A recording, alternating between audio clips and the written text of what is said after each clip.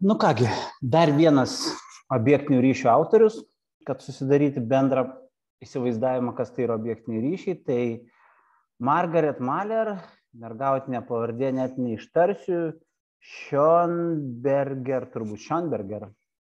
Taigi, šiek tiek apie ją ir jos teorinius postulatus.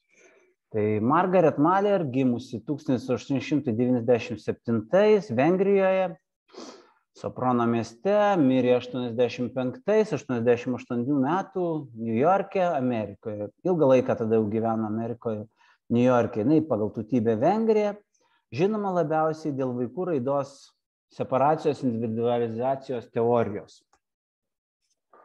Mahler pradžioje dirbo Vengrijoje, o po to Britanijoje ir galų gale Jungtinėse Amerikos valstijose.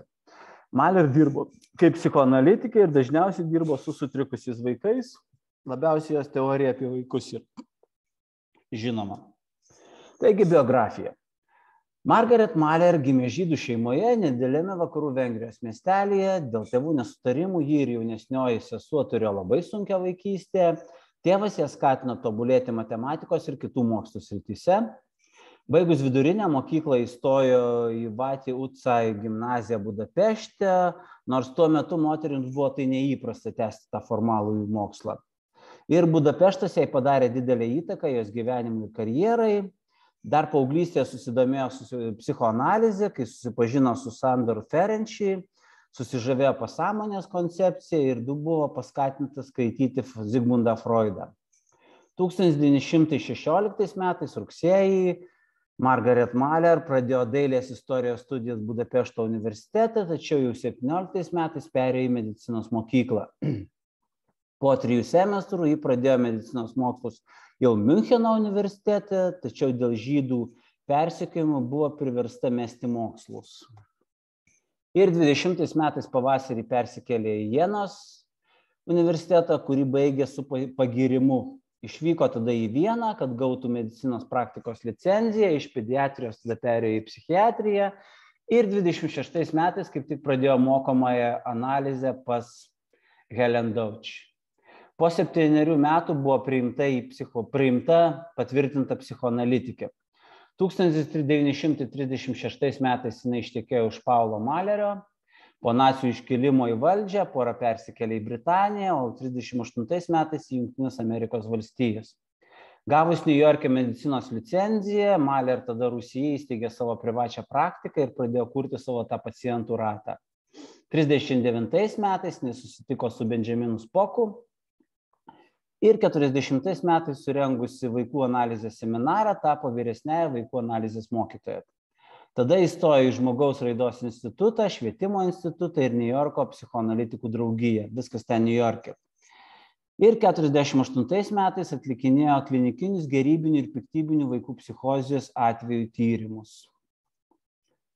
Mahler mokė vaikų terapijos pagrinde, ji taip pat labai įsitraukė į vaikų psichinės sveikatos tyrimus, kartu dėstė Kolumbijos universitete nuo 41 iki 55 metų.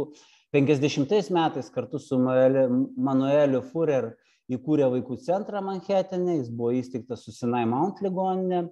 Ten jis sukūrė trišalį gydymo modelį, kuriame motina irgi dalyvauja gydint vaiką. Nuo 1974 metų dirbo klinikinė psichiatrijos profesorė Alberto Einšteino medicinos kolegijoje. Ir Mahler per visą savo karjerą gavo keletą apdovanojimų už savo darbus. Ir Barnardo koledžas 80 metais per savo įkūrimo ceremoniją apdovanojo ją aukščiausią garbę Bernardo garbės medalių. Čia taip trumpai apie jos istoriją, o dabar apie darbus. Mahler labai mėgo dirbti su vaikais, tai buvo jos aistra ir net video įragy tenai. Ji mėgo, kai vaikai skyrė jai dėmesį, rodė džiaugsmą bendradarbiaudamas su ja. Didžiąją savo karjeros dalį ji praleido dirbdama su psichologiškai sutrikusiais psichoziniais vaikais, kai psichozė dar net nebuvo įtraukta į psichoanalitinį gydymą. Ji buvo viena iš pirmųjų, kurios specializacija ir buvo psichozės gydymas. Ji atskleidė normalius ir nenormalius raidos ego psichologijos bruožus. Ji inicijavo konstruktyvesnį rimtų vaikystės sutrikimų tyrimą ir pabrėžė aplinkos svarbą vaikui. Ji labai anksti suprato, kokius svarbus yra kūdikiams žaidimas ir meilė, kad jie užaugtų psichiškai ir fiziškai sveiki. Mahler ypač domėjosi motinos ir kūdikio dualistiškumu ir kruopščiai dokumentavo ankstyvojo vaiko atsiskyrimo nuo motinos įtaką. Svarbiausias jos darbas yra psichologinis žmogaus kūdikio gimimas, simbiozė ir individuacija. Parašytas 75 metais kartu su Fredu Pinė ir Annie Bergman. Separacija individuacija yra svarbiausias jos indėlis į psichoanalizės vystymąsi. Separacija individualizacija, tiksliau, gali būti vertinama kaip psichologinis kūdikio gimimas įvykstantis praėjus tam tikram laikui, kai vaikas atsiskiria nuo motinos ir pradeda individualizuotis. Ir čia psichologinis gimimas vaiko skiriasi nuo fizinio gimimo. Mahler mano, kad po pirmųjų kelių kūdikystės savaičių, kai kūdikis miega arba sunkiai sąmoningas, jis progresuoja iš normalioje simbiotinė fazė, kurioje jis suvokia save kaip vienas su savo motina didesnėje aplinkoje, į išplėstinę separacijos individualizacijos fazę, susidedinančią iš kelių etapų ar pofazių, kuriuose kūdikis pamažu eina į atsiskyrimą nuo motinos, o po to palaipsniui atranda savo tapatumą, valią ir individualumą. Mahler teorijoje vaiko raida praeina fazės, kurių kiekviena turi subfazės. Normalaus autizmo, normalios simbiozės fazė ir separacijos individuacijos fazės. Taigi, apie normalaus autizmo fazę pirmiausia, tai yra pirmosios gyvenimo savaitės. Mahler pirmasias kelias bejėgiškos kūdikystės savaitės iš pradžių vadino normalia autizmo fazė, tačiau vėliau, remdamasi naujais kūdikių tyrimo rezultatais, šio pavadinimo jie atsisakė, ir apskritai manė, kad šitos fazės nėra. Kūdikis yra atsiskyręs tada ir savis susikoncentravęs, didžiojo laiko dalį praleidžia miegodamas.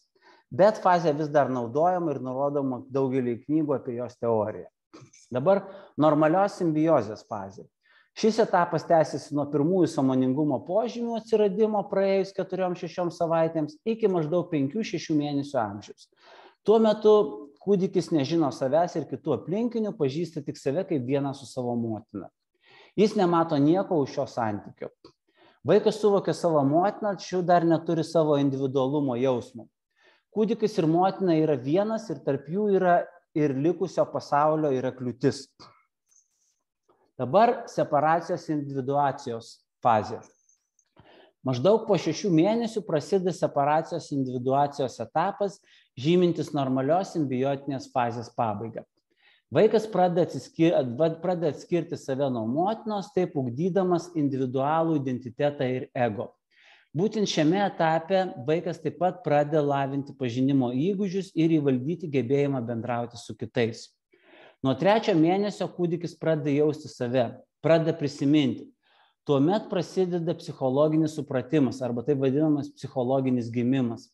Mahler šis psichologinis gimimas vyksta pagal tam tikrą modelį. Gera mama pamažu stumia vaiką link padidėjusio sensorinio aplinkos suvokimo, supratimo. Labai didelis dėmesys motinai dabar yra šiek tiek pasenęs požiūris. Šiandien tėvas kur kas labiau įsitraukia irgi nei anksčiau laikoma. Jei motina nėra šalia vaiko, kai jis bando pasitraukti, tai verčia vaiką pasitraukti per anksti. Vaikas laipsniškai gali sukurti pilnas, stabiles ir atskiras savęs ir objekto reprezentacijas šitame etape. Simptomatologija, simptomus jinai matė kaip atsitraukimą nuo įprastų procesų, kai reprezentacijos, savęs reprezentacija ir objekto reprezentacijos, pažįstamo žmogaus vaizdavimas tampa atskiros. Dabar šioje fazėje optimaliai separacija ir individuacija eina drauge, bet gali ir išsiskirti. Separacija reiškia ribų vystymąsi, skirtumą tarp kūdikio ir motinos. Tuo tarpu individuacija reiškia kūdikio ego, tapatumo jausmo ir pažintinių gebėjimų vystymąsi. Šiame etape kūdikis išsiveržia iš savo autizmo apvalkalo ir pradeda susisiekti su savo aplinka ir su jais esančiais žmonėmis ir jų ryšiais. Pagrindinė separacijos individualizacijos pagrindinio proceso šitos sutrikimai gali sutrikdyti gebėjimą išlaikyti patikimą individualios tapatybės jausmą suaugus.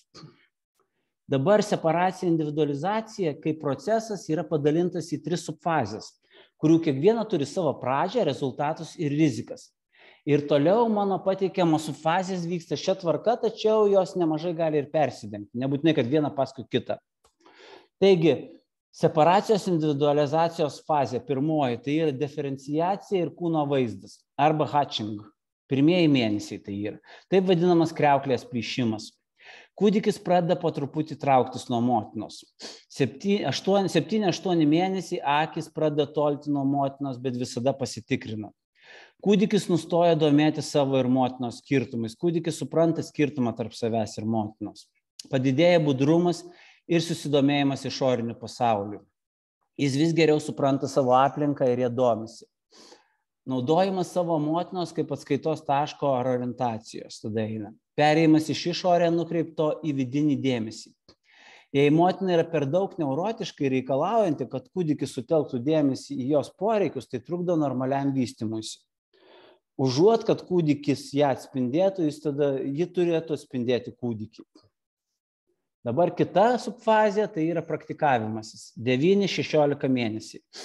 Tai prasideda nuo laikymo vinikoto, šitas konceptas. Tada pereinama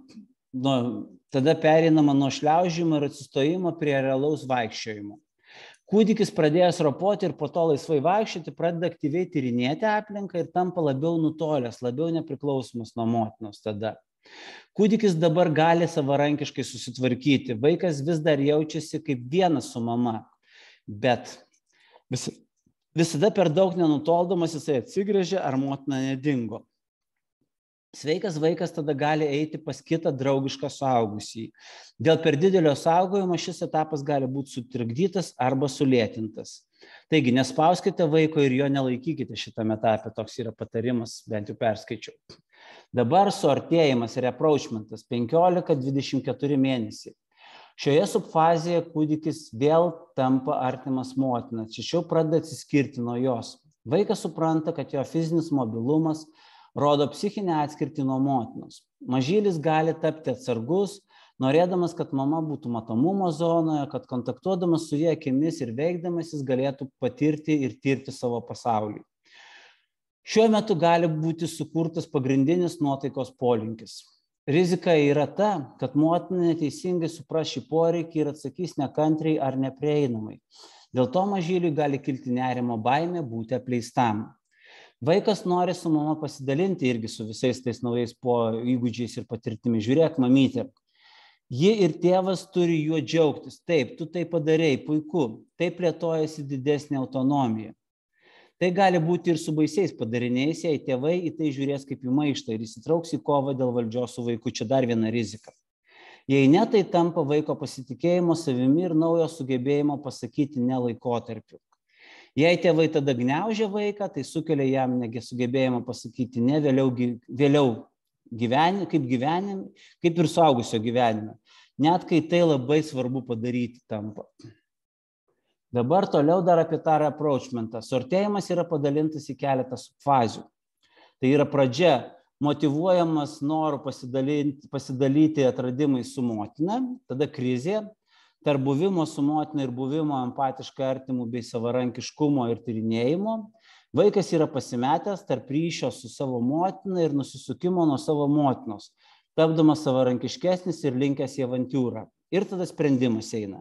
Individualus sprendimas įgalina kalbos ir superego plėtrą. Minėtą krizę vaikas išsprendžia pagal savo paties naujai susiformavusio individualumo diktatą, nuoširdų kalbos vartojimą ir sąveiką su motinos temperamentu. Tai va tokios dar subfazės. Tai va, ir dar šiek tiek apie laikymą. Kartu su Winnicott skyrė didelę reikšmę vaiko laikymui, tiek kalbant literaliai pažodžiui, kas padeda vaikui jausti saugiam per kūno kontaktą, bet taip pat ir apie psichologinį laikymą, kuris atitolina įtampą ir nusivylimą, kad jis netaptų per didelis. Tai apima laikymo erdvę, kurioje vaikas gali būti savimi ir jaustis apsaugotas bei saugus. Neteisingas laikymas gali apimti vaiko nelaikymą tiek fiziškai ar psichologiškai, kai jį reikia laikyti, arba jo laikymą per stipriai, taip, kad jaustųsi dusinamas. Kad individualumas neturėtų galimybės vystytis. Nespauskite per stipriai, bet ir nelaikykite per arti per ilgai. Čia toks patarimas, man atrodo, turbūt čia yra žodžiai pačios Margaret Mallett, aš taip tikiuosi. Ir dabar dar šiek tiek mes jau apie tai šnekėjom, bet tai apie ką jinai čia įvedė, tai yra objekto pastovumas arba object constancy. Tai pagal ją panašu į Žano Piaget objekto pastovumą irgi, ir jinai šneka, kad tai apie 3 metai ir vėliau vystosi ir atsiranda. Ir objekto pastovumas apibūdina etapą, kai vaikas supranta, kad motina turi atskirą tapatybę ir iš tikrųjų yra atskiras individas. Ankstyvojo vystymosi laikotarpyje vaikas turi objekto pastovumo motinai suprasti, neturi objekto pastovumo motinai suprasti. Tai reiškia, kad motinai dingus, jinai tiesiog nustoja egzistuoti ir jo psichikoje, jo vidiniam pasaulyje. Vaikui bręstant suvokimas apie motiną pradeda vystytis, o vaikas internalizuoja į save jos įvaizdį ir tada jau gali išbūti, nes tada jis gali būti su vidinė mama.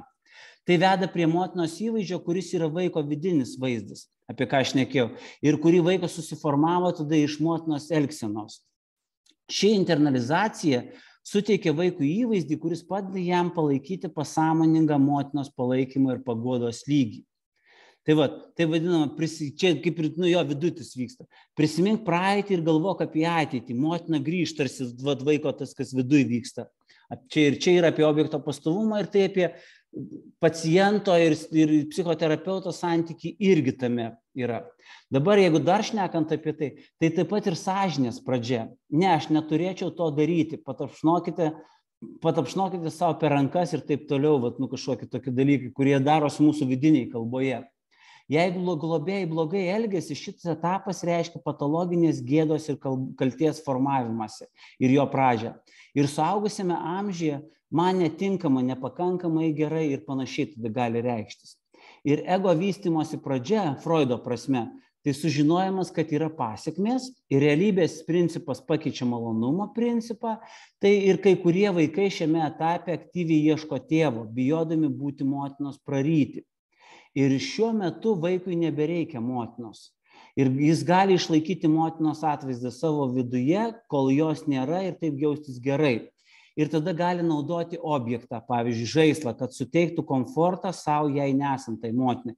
Čia irgi, kaip matot, persipina kelios teorijos apie įvairius autorius. Ir teigiamo internalizavimo trūkumai gali sukelti nesaugumo jausmą ir žemos savivertės problemą suaugus. Vaikai turintys teigiamą vidinį savo motinų įvaizdį jaučia nuolatinę jos paramą visą likusį suaugusio gyvenimą, o tie, kurie to neturi, gali kovoti su nesaugumu susijusiu su jų vaikystės suvokimu. Ir Mallett teigia, kad normalios raidos sutrikimai gali sukelti netinkamą elgesį, įskaitant ir vaikų psichozes. Tai čia tiek trumpai apie pačią Margaret Mallett, kaip matot, jos teorija tokia galbūt labiau tokia trumpesnė šiek tiek, čia išdėstyti tik tai šiti pagrindiniai dalykai. Kaip ir sakiau, ne visi autoriai sukūrė labai didžiulės tokias teorijas, kur paaiškintų viską, kai kurie galbūt labiau koncentravosi į atskirus jų dalykus. Tai tiek, tikiuosi, kad apie tai pasiaiškinsim tada jau susitikę, tai tiek.